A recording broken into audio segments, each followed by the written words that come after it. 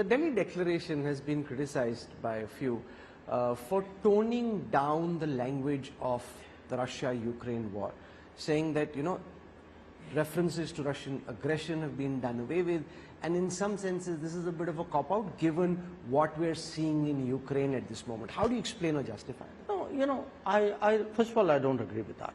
I don't think it's a cop-out. In fact, I think the people who are putting it that way are not understanding really what is happening in the world, and I'll explain to you why. Look, the first thing is we had a formulation which was circa November 2022 at Bali. Now, haven't things changed after that? I mean, has time stood still? Are we exactly in September 2023 where we were in November 22? Of course we are not. So now tell me, if we are to do a cut and paste of Bali, if your entire analysis is, so there is Bali, where is the, what is it you have changed, and that becomes a plus or a minus exercise. I think it's lazy. I think it's very mechanical. It also ignores what has happened since then.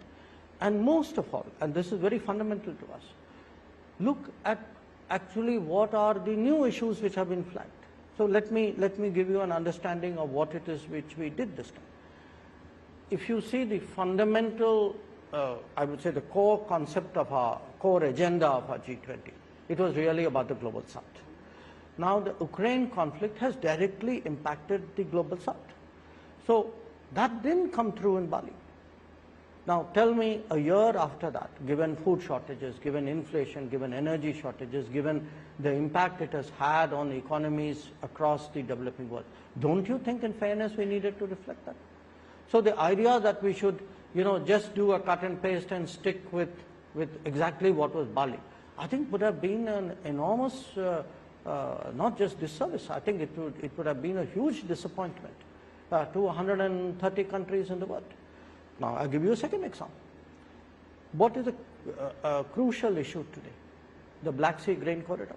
Okay, the fact that, that worked and now it's not working, should that not have been included? Let me give you a third example.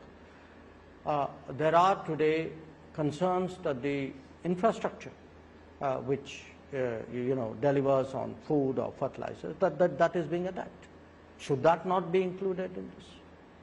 So to my mind, actually, and in fact, I can even add a fourth one. We've had, even in the last few weeks, meetings about finding a way out on Ukraine. There was a meeting in Copenhagen. There was a meeting in Saudi Arabia and Jeddah. There have been other discussions. So if countries since Bali, if they've been trying for a way out, should that not be recognized? So I would then ask a counter question.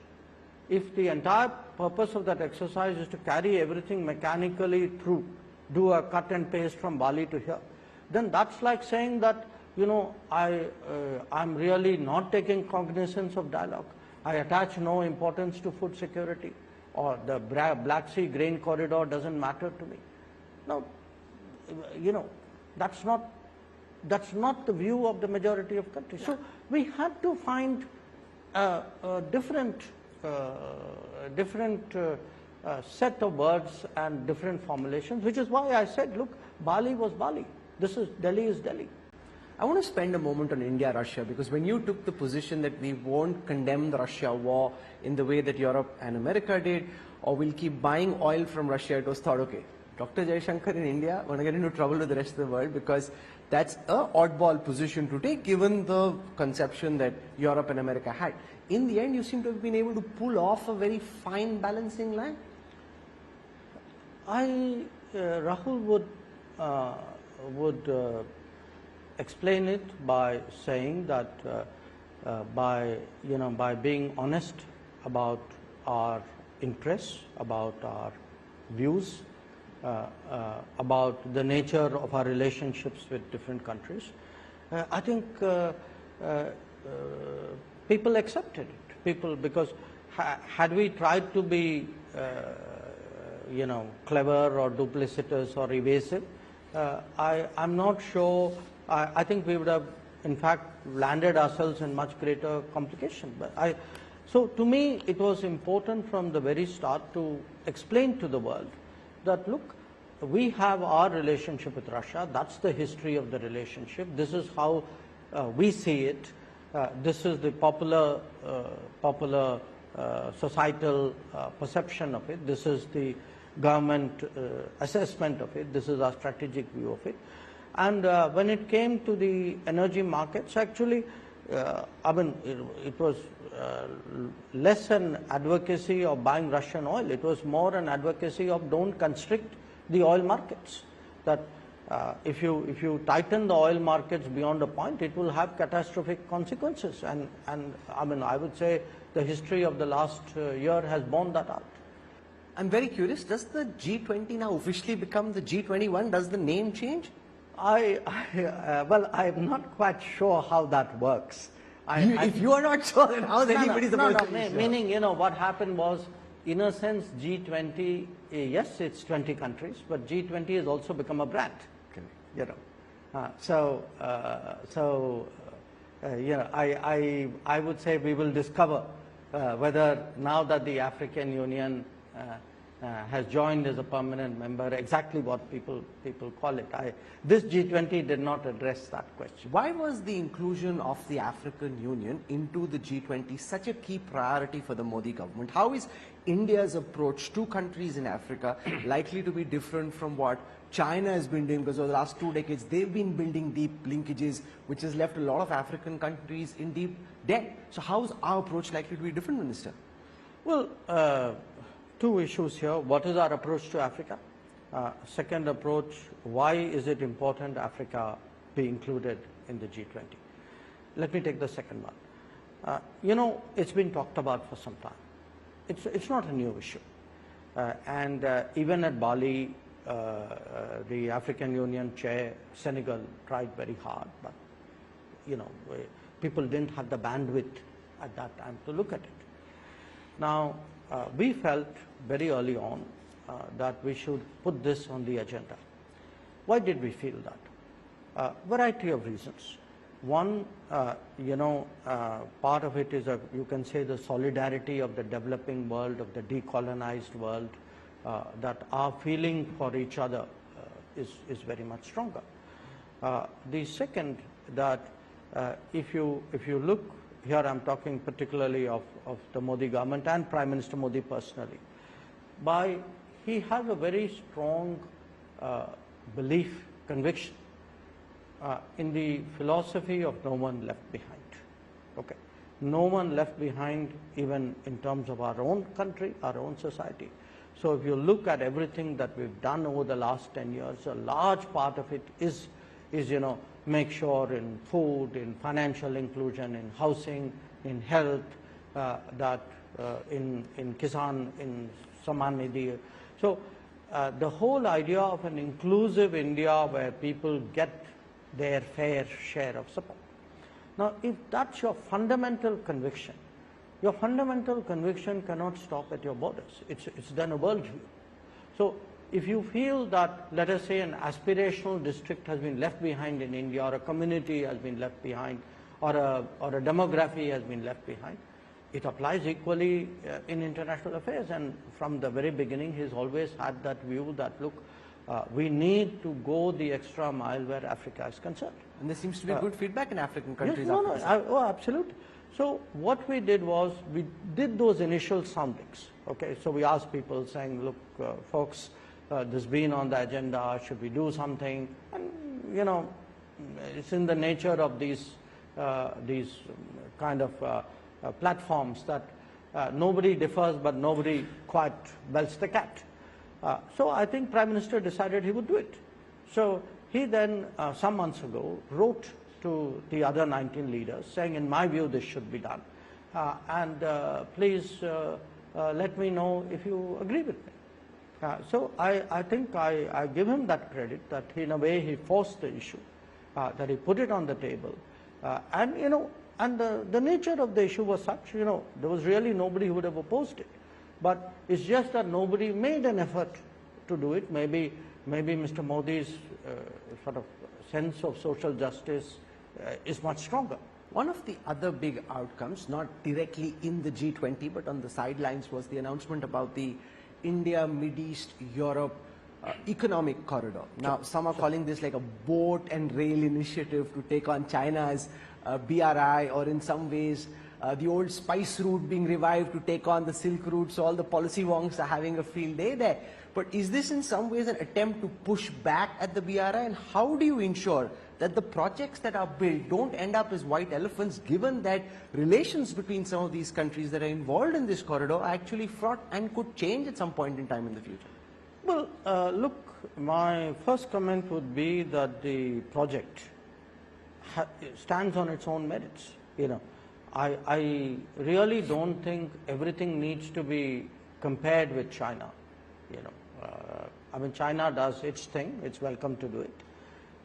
But I think I as India don't have to do things because China is doing something. I as India have my interests, my rights, my ambitions, my opportunities, and my friendships.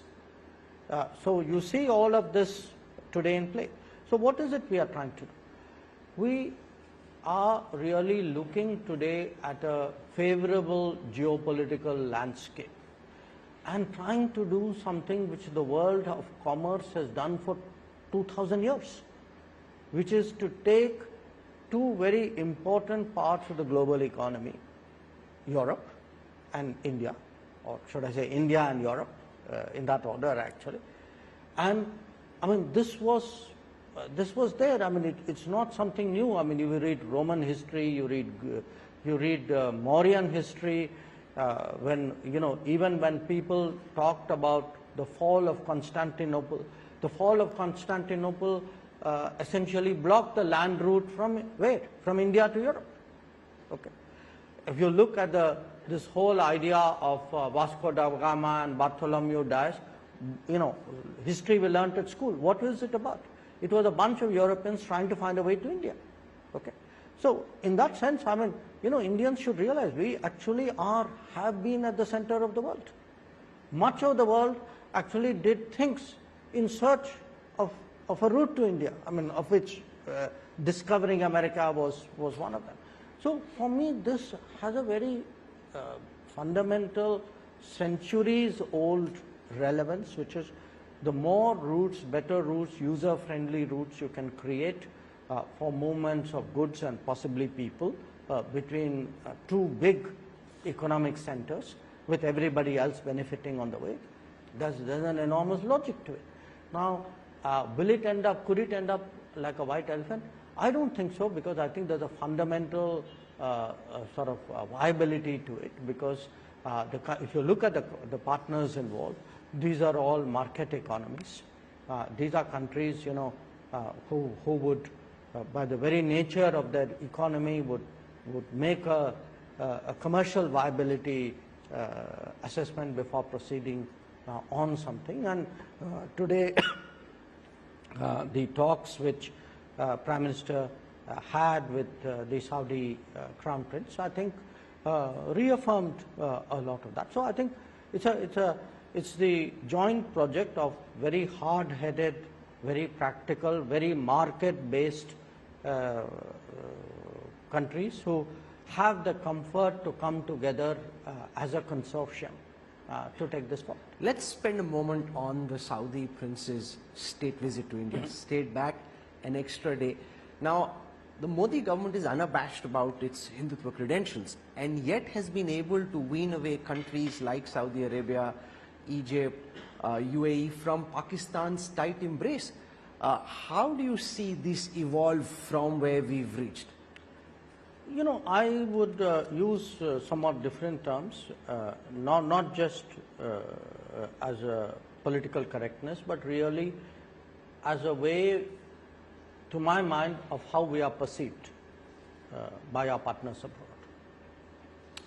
I think the Modi government is perceived as more authentically Indian, that these are people, you know, deeply rooted in their culture and traditions, and beliefs and are proud of it, and you know they are what they seem to be. In a lot of countries, especially in the Gulf, and that's my experience, it actually evokes respect because after all, in many countries, they're very comfortable being proud of what they are. So when they see today an India under Modi that is proud to be in Bharat, I think that resonates with them. So was there any chatter around Bharat? In the G20, Bharat coming in the G20, yes. I mean, I won't say there's chatter, but some of the participants, some of the leaders, some of the ministers, when we were meeting and talking about it, and it made sense to a lot of them, because remember, in many cases, I cannot right now quantify it, but I can give you numerous examples of countries who have a certain word which is used by foreigners to describe them, or which they use when dealing with the world, you can say, and words which exonym and endonym, right? Huh? Exonyms and endonyms. Yeah. So you have, let us say, an obvious example is Japan, which is Nippon, or Hungary, which I'm familiar with, which is Majar or Sag. So people use their self-descriptions for themselves because in many ways it's a very natural, after all, what would I would use a word with which I'm most comfortable. So if I am truly comfortable with my traditions and culture and heritage, I will use a word from that. If I have a discomfort with it, maybe I'll use some other word.